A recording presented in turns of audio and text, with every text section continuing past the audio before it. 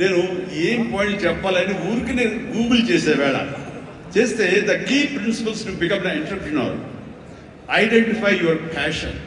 Yeah, NCC తర్వాత నిర్దిష్టంగా నా ప్యాషన్ ఏంటో నాకు తెలిసి వచ్చింది, acting. And take calculated risk. నాన్నన్నారు, ఈ సినిమా ఇండస్ట్రీ ఎవరికి తెలియదు, నువ్వు వెళుతున్నావు, అది రిస్క్ కదరా, మరి అక్కడ ఎవరు రాణించకపోతే ఏం చేస్తారు? నాన్న, రాణించకపోతే ICWAI ఆ కోర్సు చేస్తాను ఎగ్మూర్లో, అందులో సైమిల్టేనియస్గా చదువుతాను, టైం వేస్ట్ చేయనంటూ పగలంతా ఫిలిం ఇన్స్టిట్యూట్, ఈవినింగ్ అయ్యేసరికి ఈ యొక్క ICWAI ఎగ్మూర్ అని చెన్నైలో ఉండేది, ఆ ప్రాంతంలో ఆ ఇన్స్టిట్యూట్లో నైట్ కాలేజ్ చదివేవాడిని. ఒక 6 months అయిన తర్వాత చాలా కష్టమైపోయేది, నైట్ నిద్ర లేకుండా, పగలేమో ఈ ఫిలిం ఇన్స్టిట్యూట్లో నేను అనుకునేది చేయలేక నెమ్మదిగా నా ఇంట్రెస్ట్ స్ట్రెంగ్తన్ అవుతుంది, నాలో బలమైనటువంటి నమ్మకం ఏర్పడుతుంది, ఖచ్చితంగా రాణించగలన్న బలంతో వేసారంటే దీన్ని తెలియకుండా నేను వదిలేశాను. అది అలా. సో ఆ రిస్క్ తీసుకున్నాను నేను చెన్నై వెళ్ళి. Set clear achievable goals. Yes, నాకున్న టాలెంట్ డ్యాన్స్ అచీవ్ చేయగలను, నాకు టాలెంట్ ఒరిజినల్ ఫైట్స్ చేయగలను. Yes, I can do that. Performance ఇవ్వగలను. ఆ ఇవ్వటంలో పాటు ఒకే మాస్ మాస్ మాస్ అంటే ఎప్పటికైనా బోర్ కొడుతుంది, అలా కాదు. అంటే డిఫరెంట్ డైరెక్టర్స్ నమ్ముకున్నాను నేను, డిఫరెంట్ కథలు నమ్ముకున్నాను. ఒక పక్క నుంచి ఖైదీ సినిమా చేస్తే, మరో పక్క నుంచి నేను మంత్రి గారి వియ్యంకునే సినిమా చేశాను. College students, young lad, love subject చేశాను. రెండు కలిపి ఒక వారంలో రిలీజ్ అయింది. మీరు కావాలంటే గతంలోకి వెళ్ళి ఆ ఖైదీ రిలీజ్, నెక్స్ట్ మంత్రి గారి వియ్యంకుడు చూడండి, 1 week. రెండు, ఒకటి సూపర్ డూపర్ ఫినామినల్ హిట్, ఒకటి సూపర్ హిట్ అయింది మంత్రి గారి వియ్యంకుడు. ఆ తర్వాత శుభలేఖ, ఒక డిగ్రీ ఆఫ్ లేబర్, మన మహానుభావుడు విశ్వనాథ్ గారి డైరెక్షన్లో సినిమా చేశారు. ఆ తర్వాత ఇదే కాదు, చిన్నపిల్లల్ని అలరించేలాగా, ఇందులో చాలా మంది చిన్నప్పుడు చూస్తుంటారు, చంటి అబ్బాయి. ఆ సినిమా ఆ చేసిన ఆ ఫార్స్ కానివ్వండి, ఆ స్లాప్స్టిక్ కామెడీ కానివ్వండి, ఇప్పటికీ చాలా మంది చెప్తుంటారు, వాళ్ళందరూ IAS ఆఫీసర్లు, వాళ్ళు పెద్దవాళ్ళు అయ్యారు, వాళ్ళందరూ అయినా సరే చెప్తుంటారు.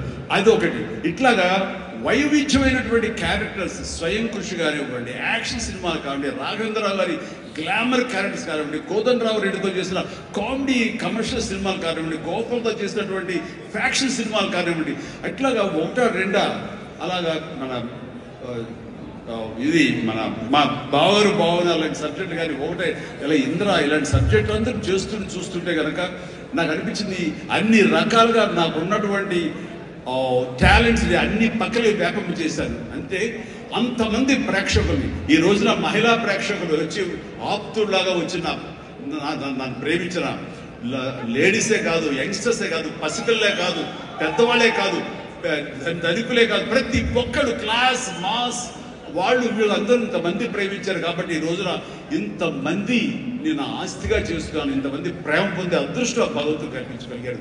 ఎందుకంటే నేను లిమిటేషన్స్ పెట్టుకోలేదు. ఆ రకంగా నాకు ఎంతో హెల్ప్ అయింది.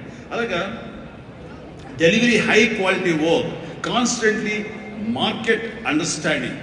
ఎస్, ఈ రోజున ఒకే రకమైన డ్యాన్స్లు వేస్తుంటే కనుక బోర్ కొట్టచ్చు. సో ఏం చేద్దాం, డ్యాన్స్లో కానీ ఫైట్స్లో కానీ వైవిధ్యం ఎలా తీసుకొద్దాం అనుకున్నప్పుడు, ఫారిన్ వెళ్ళినప్పుడు నా భార్యతో పిల్లలతో ఎంజాయ్ చేయడం కాకుండా అక్కడ దొరికేటువంటి వైవిధ్యమైన డ్యాన్స్ క్యాసెట్స్ తీసుకొచ్చేవాడు, VHS క్యాసెట్స్. అందులో మైకేల్ జాక్సన్ ఉండేవి. అప్పుడు ఇక్కడ ఇండియాలో VHS క్యాసెట్లు కానీ VHS ప్లేయర్స్ కానీ ఉండేవి కదా, వీడియో ప్లేయర్స్. అవి తీసుకొచ్చి ఒక ప్లేయర్ కొనుక్కొచ్చి అవి చేసుకునేవాడిని, అవి డ్యాన్స్ మాస్టర్లు చూపించేవాడిని. అదే ఈరోజున డిస్కో డ్యాన్సులు కానివ్వండి, బ్రేక్ డ్యాన్సులు కానివ్వండి, వేవ్ డ్యాన్సులు కానివ్వండి, ఇలాంటి డ్యాన్సులు రావడానికి నేను వైవిధ్యంగా ఉండాలని ఎప్పటికీ పరితపిస్తూ ఉండేవాడిని.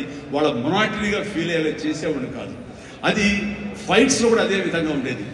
And then critically important is understanding your target audience and customers.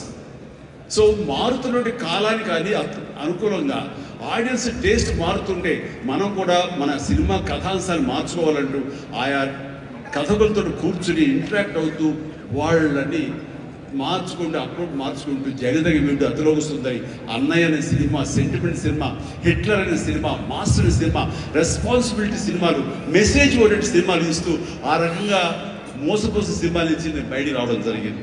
And know that your product would appeal to everyone and conduct market research and continuously learning. ఇప్పుడు చిరంజీవి సినిమా అంటే అందరూ లైక్ చేసే అందరిని అనుకోకూడదు.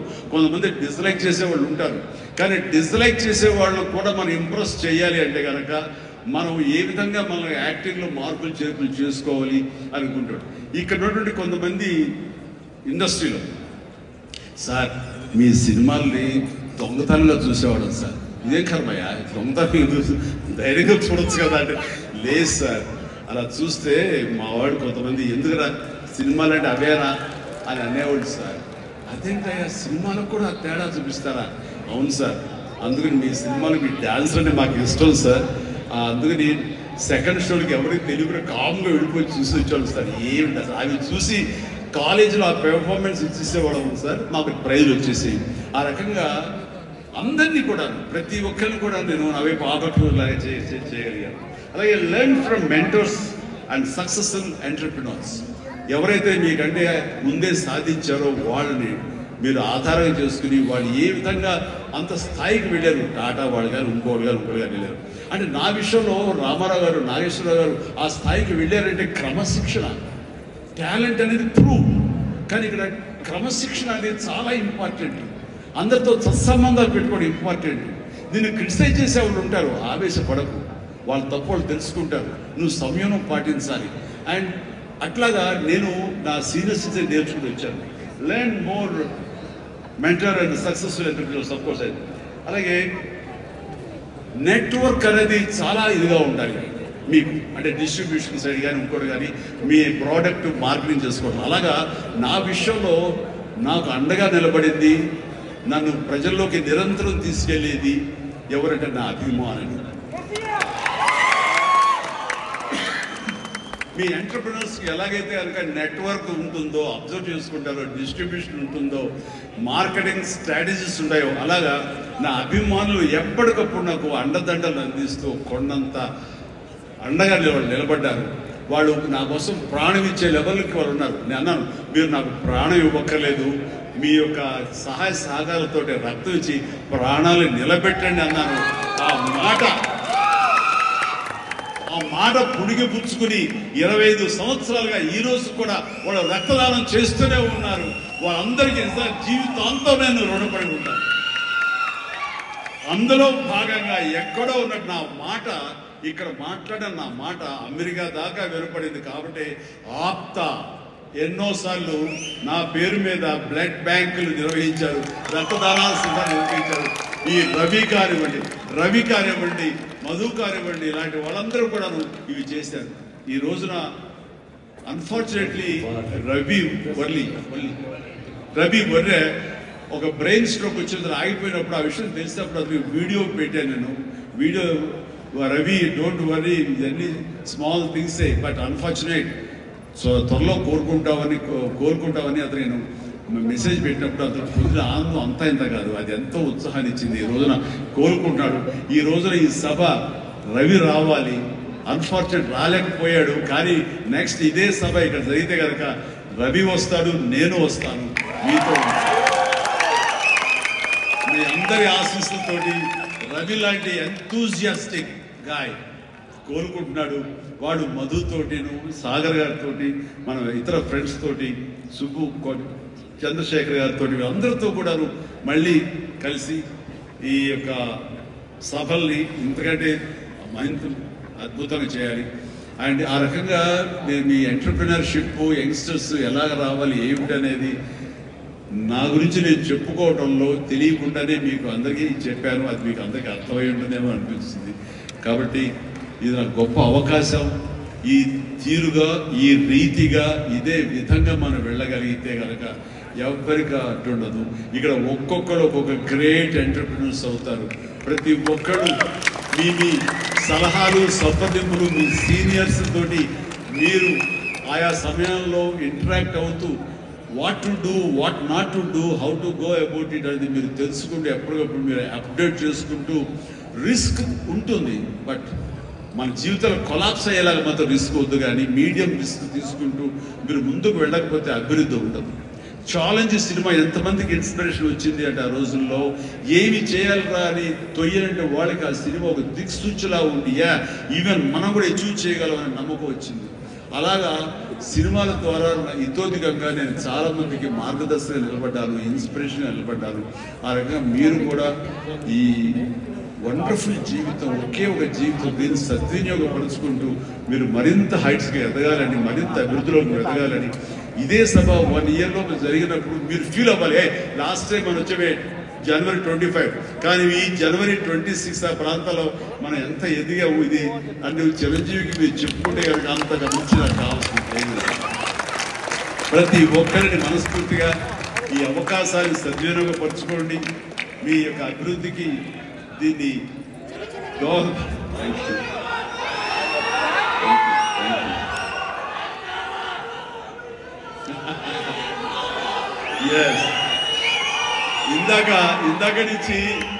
ఇందాక నుంచి చాలా చెప్తూ నా అచీవ్మెంట్స్ గురించి చెప్పాను.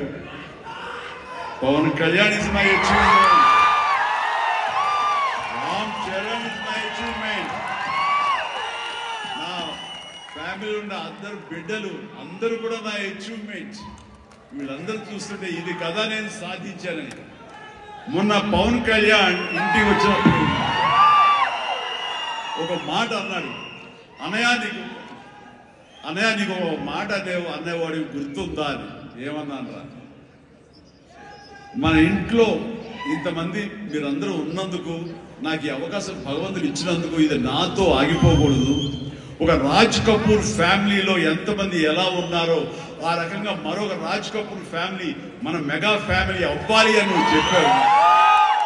ఈ రోజున చూస్తుంటే తలుచుకుంటే నీ మాట ప్రభావం, నీ మాట మంత్రంగా ఈరోజు పనిచేసి మన ఫ్యామిలీలో ఇంతమంది 90 ఉన్నాము, 10 మంది దాకా ఉన్నావు అంటే కనుక నీ మాట పవర్. ఎందుకంటే నువ్వు చాలా నిష్కల్మషంగా అంటావు, అనేదో కన్విక్షన్తో అంటావు, అందులో ఎలాంటి పొల్యూషన్ ఉండదు కాబట్టి దానికి బలం ఎక్కువ అన్నయ్య. మంచి మనసుతో అంటావు, పాజిటివ్తో అంటావు అని కళ్యాణ్ బాబు అంటే అవును కదా అని తెలియకుండా అదే ఒక పత్రిక కపూర్ ఫ్యామిలీ ఆఫ్ సౌత్ అంటూ మా గురించి ప్రస్తావించినప్పుడు భగవంతుడా, ఇది మా గొప్పతనం కాదు, నువ్వు ఈ ప్రజలు, నా అభిమానులు, ఈ ప్రేక్షకులు మమ్మల్ని ఆదరించారు కాబట్టి మేము ఈ స్థాయిలో ఉన్నాము అనుకున్నది ఆ రకంగా సాధించగలిగాము అనిపిస్తుంది.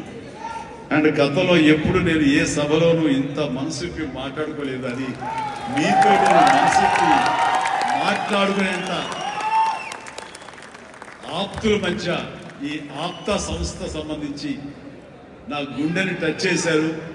అందుకు నేను లోపల నుంచి అది తన్నుకు వచ్చింది కాబట్టి మనస్ఫూర్తిగా నా కుటుంబ సభ్యులతో, నా వాళ్ళతోటి నేను మాట్లాడుకోవడానికి అనిపిస్తుంది.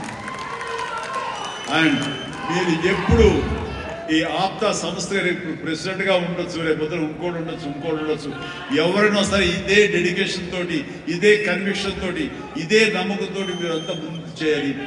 అండ్ ఇక్కడ ఈ రోజున ఈ అద్భుతమైనటువంటి ఎన్విరాన్మెంట్లో ఈ యొక్క వెన్యూలో మనం చేయగలుగుతామంటే వెనకాల మన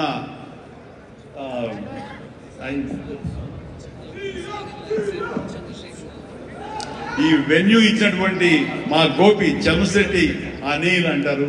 గోపి నాకు అత్యంత ఆప్తుడు, నా ఇంటి మనిషి. మేము ప్రతిరోజు కలుసుకుంటూనే ఉంటాం.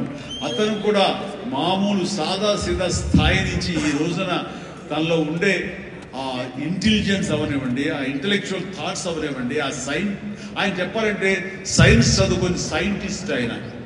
ఈ రోజున మన దేశం గర్వించే విధంగా గ్రీన్ ఎనర్జీలో ఆయన పాయినీర్ అయ్యాడు, నిష్ణాతుడు అయ్యాడు, హైట్స్కి వెళ్ళాడు. ఇప్పుడు ప్రపంచపరంగా కూడా మనందరూ గర్వించే స్థాయికి తను వెళ్ళాడు. ఈ రోజున ఈ హైటెక్ సిటీ తనదే. మన అందరి కోసమే ఈ వెన్యూ ఏర్పాటు చేసినటువంటి నా మిత్రుడు, నా తమ్ముడు, నేను అనే గోపి, మీరు అనేటువంటి చంద్రశెట్టి అనిల్ని మనస్ఫూర్తిగా అభినందిస్తున్నాను. అనిల్, నీ ముఖం ఎవరు చూస్తుంటారు, ఉంటికి వస్తావా నా పక్కకి? గోపి ఎక్కడ వెళ్ళిపోయాడు? జస్ట్ వస్తున్నాడు సార్, వస్తున్నారా? యా ప్లీజ్ గోపి కమ్యా. ఒక బొకే ఉందండి, ఒక బొకే ఉందా?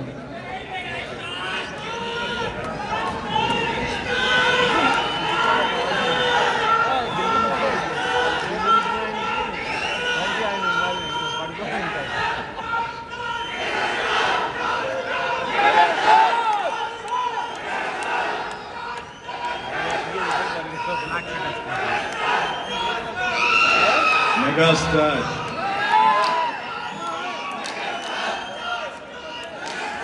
Thank you.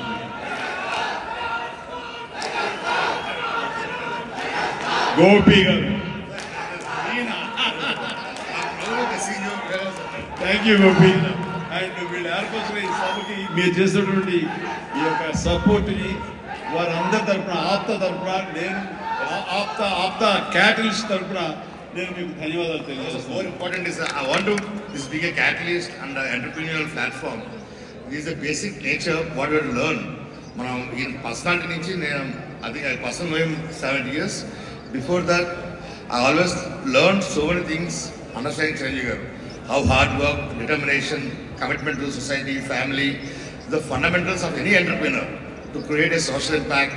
The fundamentals what you have to learn and I learned from him. And today I would say most of the way I go to him, always say you are my guru. Bless you. You are my brother.